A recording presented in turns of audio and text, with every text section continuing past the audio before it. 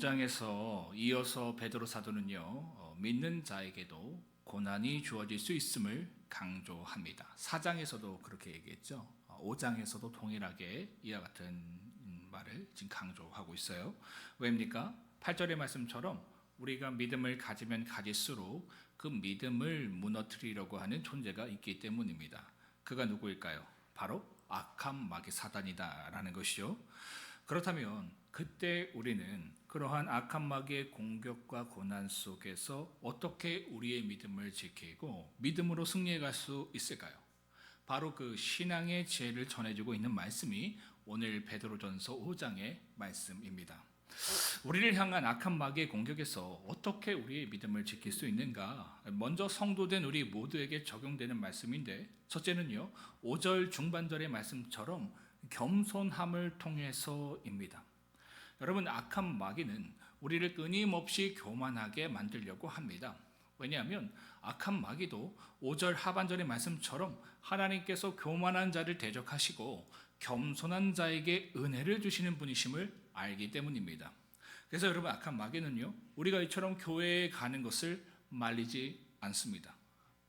교회에서요, 열심히 예배드리고 봉사하는 것, 이것도 말리지 않아요. 오히려 그러한 신앙의 내용을 통해서 우리가 교만해지기를 원하는 것이 악한 마귀의 전략입니다. 여러분, 우리가 속지 말아야 돼요. 악한 마귀가 우리가 교회 가는 것을 말리지 않습니다. 교회에서 열심히 예배드리고 봉사하는 것, 이거 말리지 않아요. 오히려 그러한 내용을 통해서 결국 우리가 교만해지기를 원하는 겁니다. 이것이 악한 마귀의 전략이다라는 거예요. 저에게 있어서 어떤 거겠습니까? 제가 담임 목사로서 개척교회 열심히 하는 거, 이거 말리지 않는다니까요.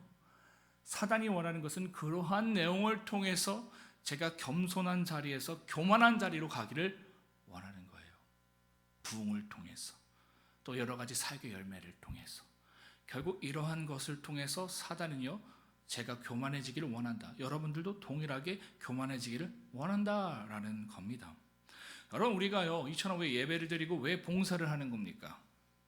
아직 구원자 되시는 주님을 만나지 못한 분들의 입장에서는요, 그 구원자 되시는 주님을 만나기 위해서 예배를 드리고요, 그 구원자 되시는 주님을 만나기 위해서 봉사하는 겁니다. 삶 속에 살아가는데 답이 없는 거예요. 그러니까 주변의 사람들이 한번 교회 다녀봐, 그래서 예배 오시는 분들이 있어요. 그죠? 그러한 예배를 통해서 나도 한번 예수님을 만나고 싶다, 수련회를 통해서 나도 한번 만나고 싶다. 그리고 때로는요, 아직 주님을 잘 만나지 않았는데도 저희가 이 자그마한 봉사를 드릴 때도 있어요. 그것을 통해서 주님을 만날 수 있기 때문에, 그러니까 그런 소망을 가지고 또 봉사하는 분들이 있습니다. 또한 이미 구원자 되시는 주님을 만난 분들의 입장에서는요, 나를 만나주시고 구원해 주신 그 주님의 은혜가 너무나도 크고 감사하기 때문에요, 그 은혜에 대한 감사와 사랑의 표현으로 예배를 드리고 교회를 섬기는 겁니다. 그렇죠? 우리가 주님을 만났어요. 그 주님의 만남이 너무 기쁜 거예요. 주님을 더 만나고 싶은 거예요. 그러니까 이것을 주체할 수 없어서 우리가 예배를 드리는 겁니다. 그리고 그 사랑을 주체할 수 없어서 우리가 교회를 섬겨가는 거예요. 이게 주님을 만난 사람들의 모습입니다. 여기에는 여러분, 우리의 공로가 하나도 없습니다. 오직 하나님의 은혜만 존재하고요, 겸손한 마음만 존재합니다. 그런데 악한 마귀는요, 여기에 우리의 공로를 쏙 집어넣는 거예요. 그래서 마치 내가 자격이 있어서, 혹은 내가 잘해서, 내가 다른 사람보다 낫기 때문에 이처럼 예배하고 기도하고 봉사하는 줄로 우리를 착각하게 만드는 것이 사탄의 전략입니다. 다 은혜거든요. 우리가 예배를 드리고 우리가 또한 봉사할 수 있는 것, 이게 다 은혜인데, 이게 갑자기 나의 공로로 들어가 버리면 다른 사람을 잡기 시작해요. 왜 너는 나와 같지 않냐는 거예요. 나처럼 왜 예배를 드리지 않느냐는 거예요. 나처럼 왜 새벽 예배 안 하는 거예요. 왜 나처럼 토요일날 교회 청소 안 하는 거예요. 나처럼 왜 주일날 하지 않느냐라는 겁니다. 그런 것들이 이제 나타나기 시작한 거예요. 은혜를 잃어버린 거예요. 내 공로가 들어온 겁니다. 여러분, 신앙은요, 내가 안다고 생각하고 내가 됐다고 생각하는 그때부터 무너지기 시작하는 겁니다. 잘 기억하세요. 내가 안다, 그죠? 내가 됐다라고 생각하고 있다면 그때부터 위험한 겁니다. 나는 모릅니다. 나에겐 그 어떤 소망이 없습니다. 라는 고백이 우리의 진실된 고백이 되고요. 우리의 신앙의 태도가 될 때에 우리는 악한 마귀로부터 우리의 믿음을 지킬 수 있다라는 것을 여러분 기억하시길 바랍니다. 여러분들은 어떠세요? 좀 나는 된 것 같으세요? 나는 좀 아는 것 같으세요? 위험한 거라니까요. 담임 목사의 자리에 있더라도요, 그러한 태도를 가지면 큰일 나는 겁니다. 나는 모릅니다. 나에게는 전혀 소망이 없습니다. 제가 어제 잠들면서도 그런 기도를 했어요. 하나님 왜 이렇게 부족한가요? 그게 너무 속상하고 힘들지만 한편으로는 감사해요. 한번 저도 좀 나는 됐다 좀 이런 생각 좀 해봤으면 좋겠어.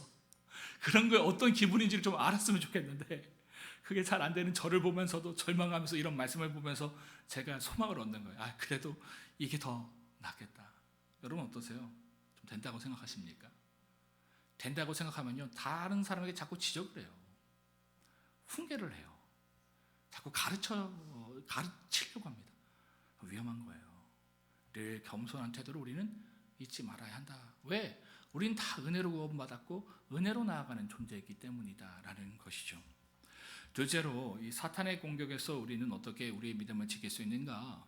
7절의 말씀처럼요, 주님께 염려를 맡겨드리는 것을 통해서 가능하다라는 겁니다.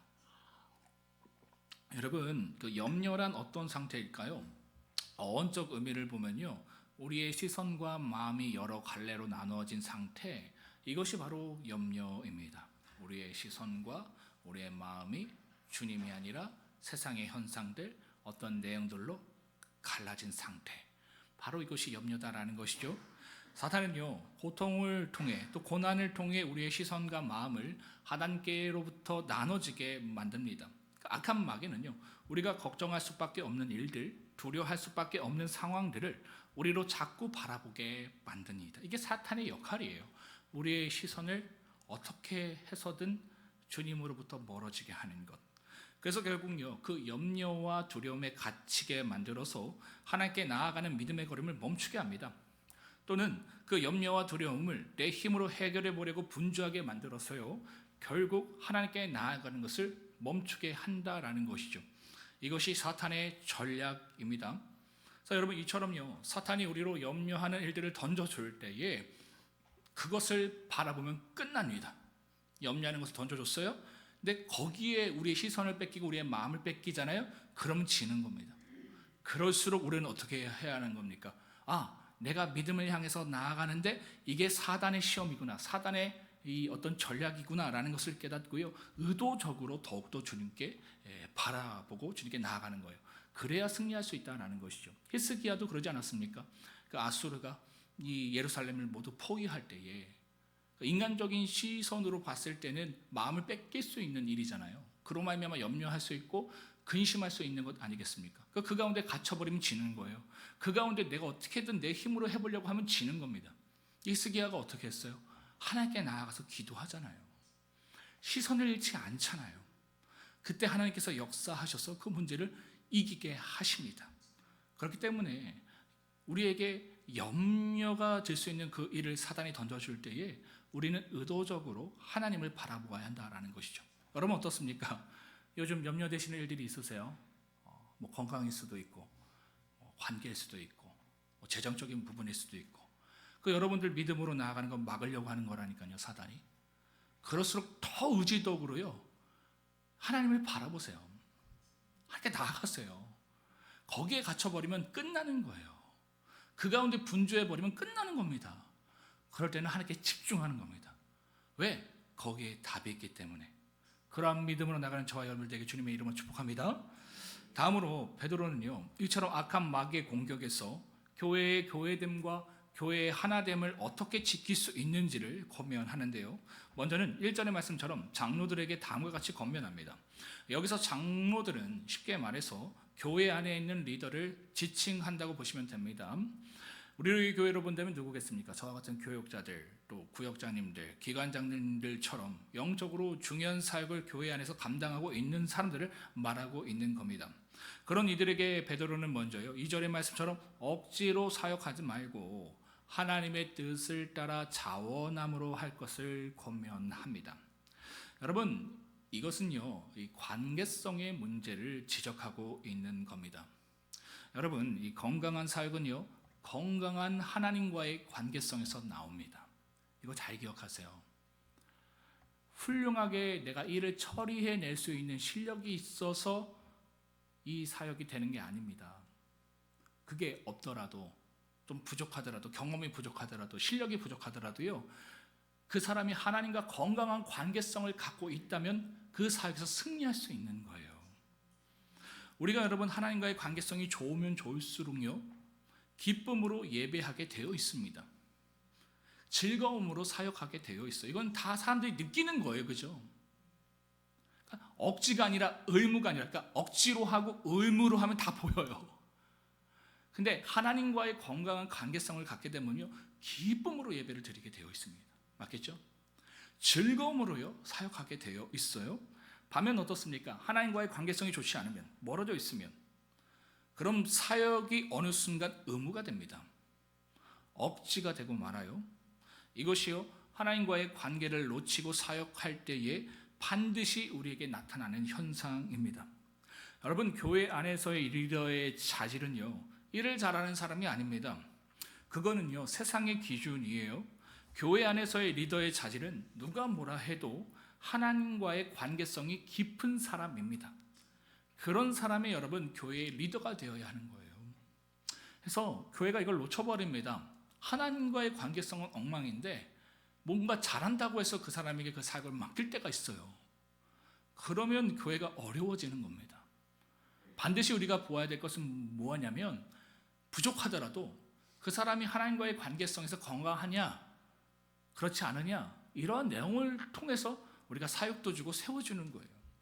그러니까 제가 담임 목사로서 제가 뭘 작정하고 가고 있냐면, 예전에는 저는요, 이 드러나는 사역, 그죠?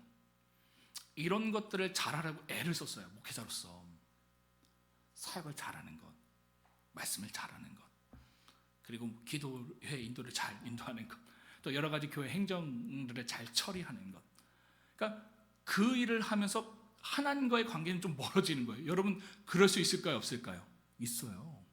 제가 예전에 교회에서, 그 교회가 이 사역은 오히려 좀 내려놓고 하나님과의 관계성을 좀 강조하는 교회에 있었거든요. 너무나 신기한 게 뭐냐면, 교육자들이 이 교회에서 늘 사역만 하고 온 거예요. 심지어 성경을 교회에서 읽으면 혼났대요. 어떻게 교회에서 성경을 읽냐고. 사역을 해야지. 성경은 집에서 읽는 거라고. 그러니까 그 부교육자가 그런 얘기 하더라고. 아니, 새벽부터 불러서 밤 늦게까지 사역시키면서 언제 가서 성경 읽냐고. 그러니까 여기에 이 교육자들이 대부분요, 이 뭐라고 해야 될까? 적응되어 있어요. 그래서 예배자로서 못 있어요. 늘 분주해요. 뒤에 앉아갖고 항상 있다가 불 껐다 꼈다가 뭐 했다가 방송실 했다가, 여기에 너무 익숙해요. 근데 이거를 못하게 하고 예배를 집중하라고 하니까 어떻게 하는지 아십니까? 예배를 못 드려요. 다 졸아요. 예배 시간이 졸아요. 그러니까 왜 좋냐고 물어보면 그래 본 적이 없대요. 예배에만 집중해 본 적이 없대요. 사역을 해서 뭔가 하면 좀 잠이 깨는데 그래 본 적이 없대. 이게 여러분 참 놀라운 일이에요. 우리가 충분히 그럴 수 있어요. 사역은 기가 막히게 잘하는데 하나님과의 관계성은요, 놓쳐버릴 수 있다는 거예요. 그래서 제가 담임 목사가 되면서 이걸 작정했어요.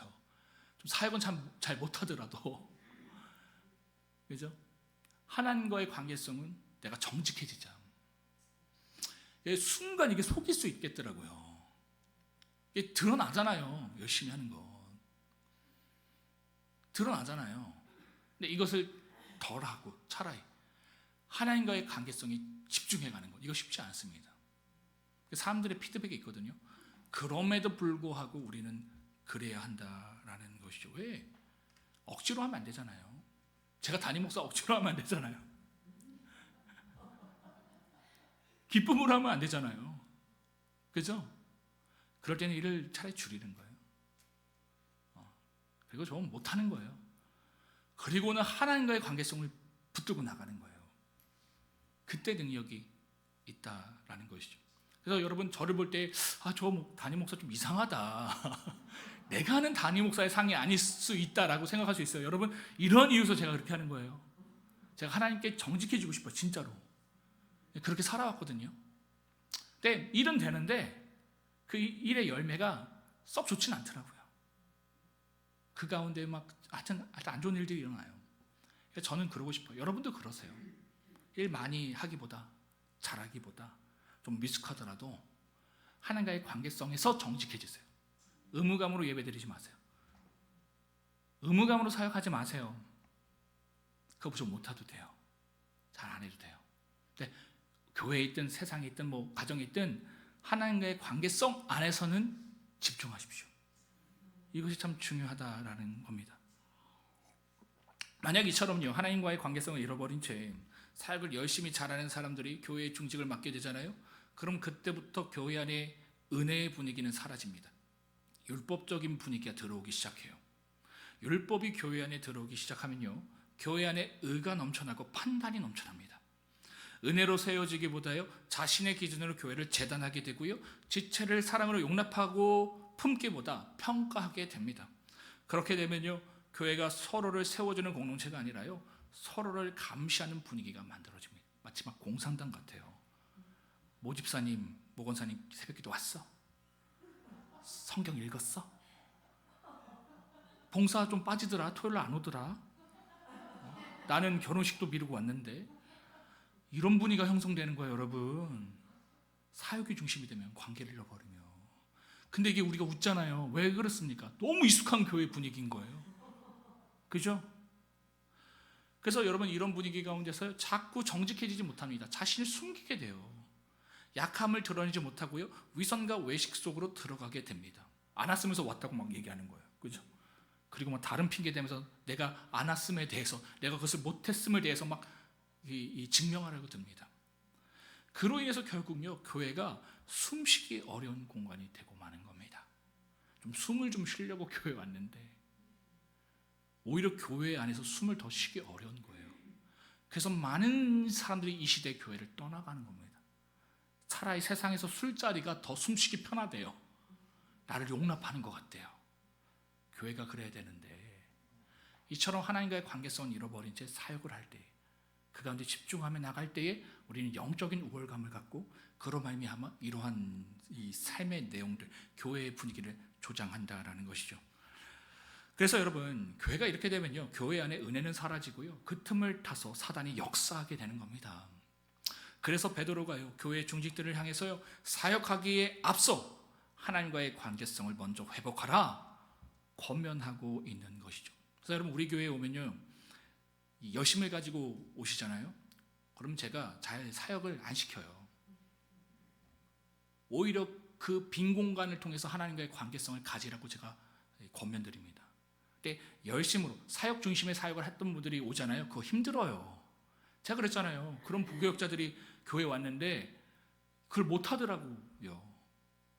그러니까 이게 참 어려운 것인데, 이러한 이유 때문에 그렇다라는 것을 여러분 기억하시길 바랍니다. 다음으로 2절 하반절의 말씀처럼요, 더러운 이득을 위해서 사역하지 말라라는 겁니다. 한마디로 뭐예요? 더러운 이득, 물질을 위해서. 물질뿐만 아닙니다.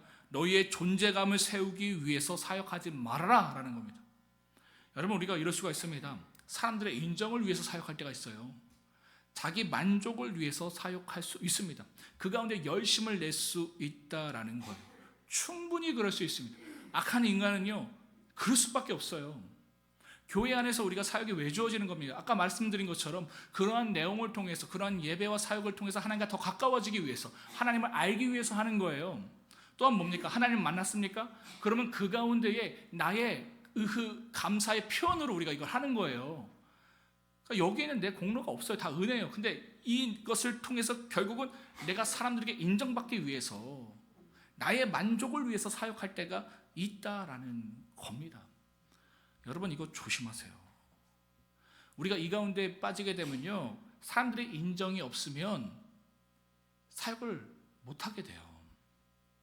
그러니까 나의 어떤 고집이 드러나고 나의 주장만 나올 뿐입니다. 이것을 조심해라라는 것이죠. 만약 이런 사람들이요, 교회에 중지게 되면 교회는 사역을 많이 하고요, 잘해서 커지는데 교회 안에 수많은 문제들이 발생합니다. 이상하죠? 사역을 열심히 해서 교회는 커져요.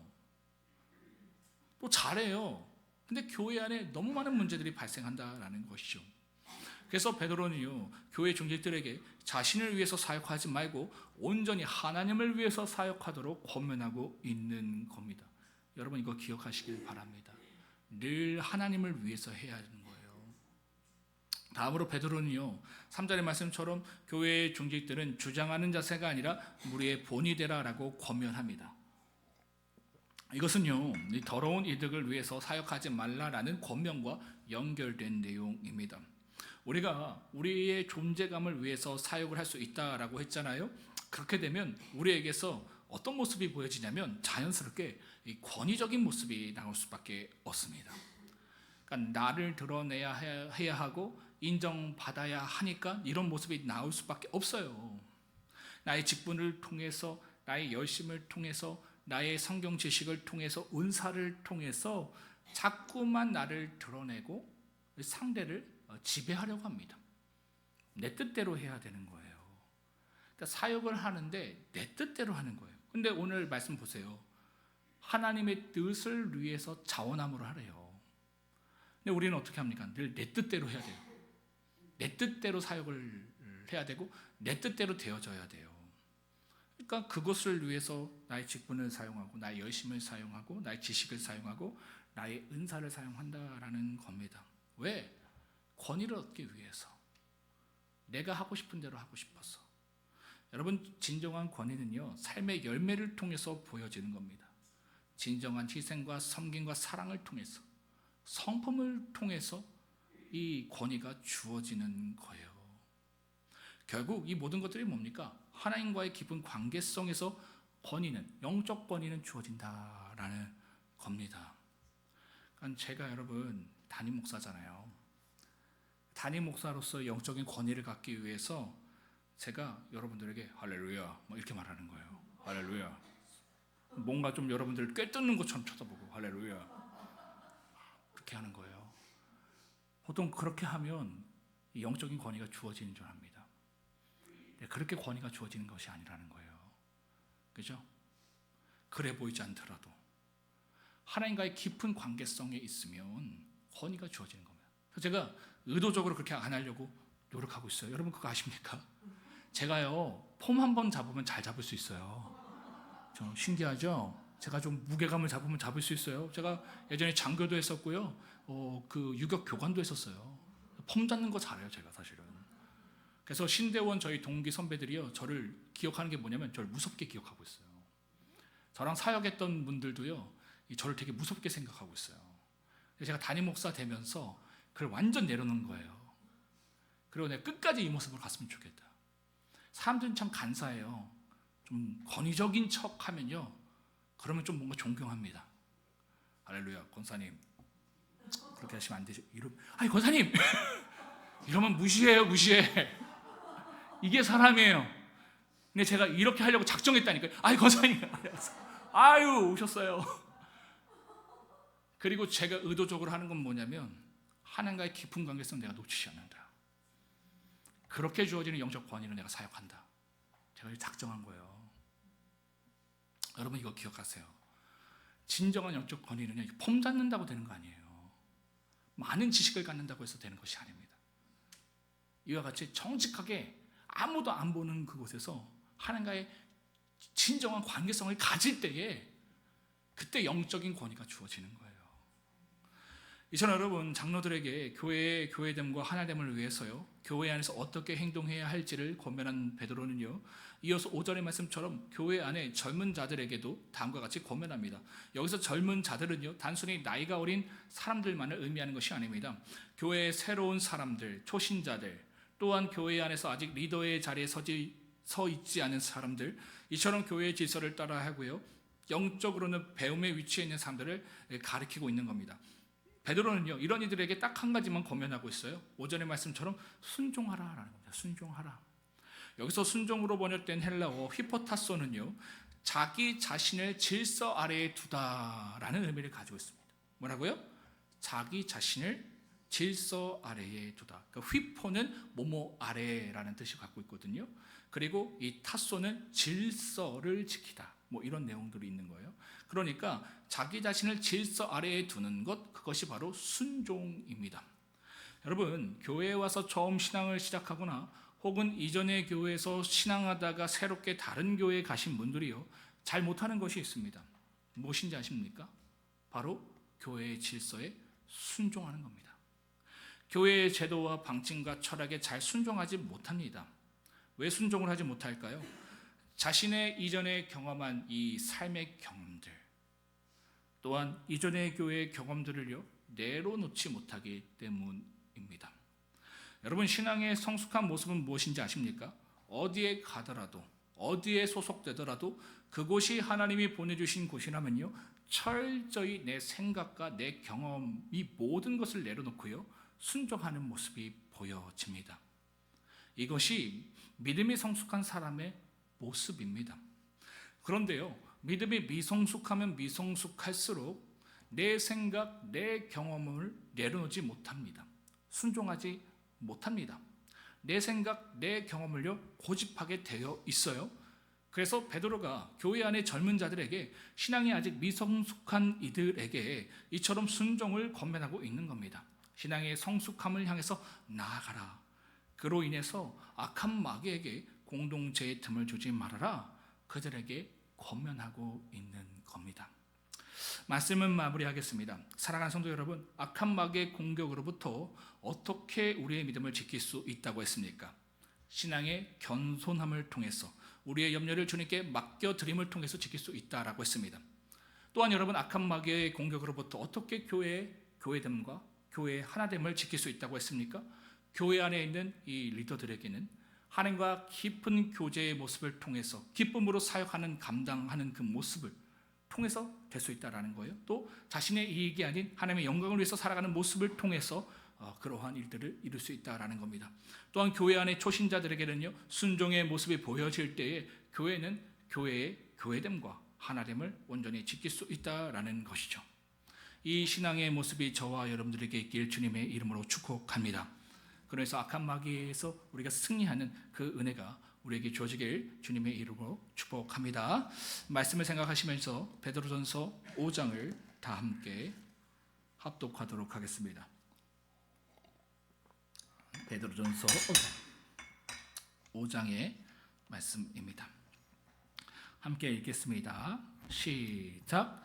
너희 중 장로들에게 권하노니, 나는 함께 장로된 자요 그리스도의 고난의 증인이요 나타날 영광에 참여할 자니라. 너희 중에 있는 하나님의 양 무리를 치되 억지로 하지 말고 하나님의 뜻을 따라 자원함으로 하며, 더러운 이득을 위하여 하지 말고 기꺼이 하며, 맡은 자들에게 주장하는 자세를 하지 말고 양무리의 본이 되라.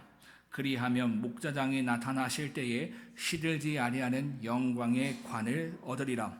젊은 자들아, 이와 같이 장로들에게 순종하고 다 서로 겸손으로 허리를 동이라. 하나님은 교만한 자를 대적하시되 겸손한 자들에게는 은혜를 주시느니라. 그러므로 하나님의 능하신 손 아래서 겸손하라. 때가 되면 너희를 높이시리라. 너희 염려를 다 주께 맡기라. 이는 그가 너희를 돌보심이라.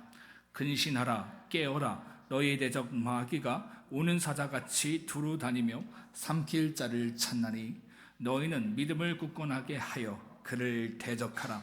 이는 세상에 있는 너희 형제들도 동일한 고난을 당하는 줄을 알미라. 모든 은혜의 하나님 곧 그리스도 안에서 너희를 부르사 자기의 영원한 영광에 들어가게 하신 이가 잠깐 고난을 당한 너희를 친히 온전하게 하시며 굳건하게 하시며 강하게 하시며 털을 견고하게 하시리라. 권능이 세세 무궁하도록 그에게 있을지어다. 아멘. 내가 신실한 형제로 아는 실로 안으로 말미암아 너희에게 간탄히 써서 권하고 이것이 하나님의 참된 은혜임을 증언하노니, 너희는 이 은혜에 굳게 서라. 택하심을 함께 받은 바벨론에 있는 교회가 너희에게 문안하고 내 아들 마가도 그리하느니라. 너희는 사랑의 입맞춤으로 서로 문안하라. 그리스도 안에 있는 너희 모든 이에게 평강이 있을지어다. 아멘. 함께 합심으로 기도하겠습니다. 우리에게